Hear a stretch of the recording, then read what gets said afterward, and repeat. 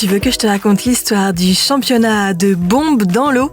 Ok, mais moi, je ne raconte mes histoires qu'aux enfants qui se lavent les dents. Donc attrape ta brosse à dents, ton dentifrice, et tu frottes jusqu'à ce que l'histoire soit terminée. 3, 2, 1, 0. Est-ce que tu as reconnu ce bruit ? Je suis certaine que ça te dit quelque chose. Ça te rappelle peut-être les vacances quand tu vas à la piscine, à la mer ou te baigner dans une rivière et qu'un petit malin ou une petite maligne fait un énorme plouf dans l'eau.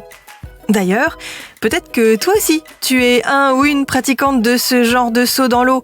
Celui qui fait le plus de bruit, le plus d'éclaboussures et qui embête le plus de monde. La bombe, bien sûr.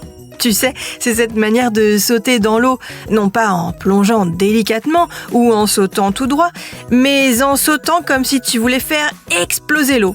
C'est la bombe. Eh bien, tu aurais alors peut-être dû participer au championnat de bombe dans l'eau qui a rassemblé les meilleurs sauteurs et sauteuses en bombe de la planète. Et je vais t'en dire un peu plus sur cette drôle de compétition dans un instant. Mais d'abord, j'ai une devinette pour toi. À ton avis, comment on se brossait les dents au Moyen-Âge, au temps des châteaux forts et des chevaliers ? Eh bien, je peux t'assurer que c'était pas joli. Les gens se contentaient de se rincer la bouche avec de l'eau, ou une espèce de soupe de vin, ou se frotter les dents avec un linge. Ça devait pas être beau à voir là-dedans. Et c'est même pour ça qu'à cette époque, les gens perdaient très vite leurs dents. Mais comme on n'est plus au Moyen-Âge, on se brosse les dents.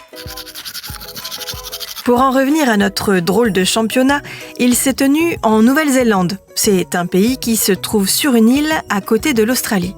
D'ailleurs, en Nouvelle-Zélande, on n'appelle pas une bombe dans l'eau une bombe, mais un manu. Le championnat du monde de manu a donc été organisé. Il y avait différentes catégories, hommes, femmes, jeunes femmes et enfants. Rien à voir avec le plongeon olympique donc.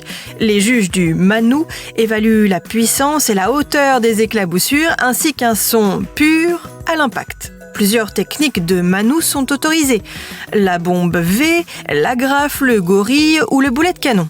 Les heureux gagnants et gagnantes, en plus d'être sacrés rois et reines de la bombe, ont remporté une jolie coupe et une coquette somme.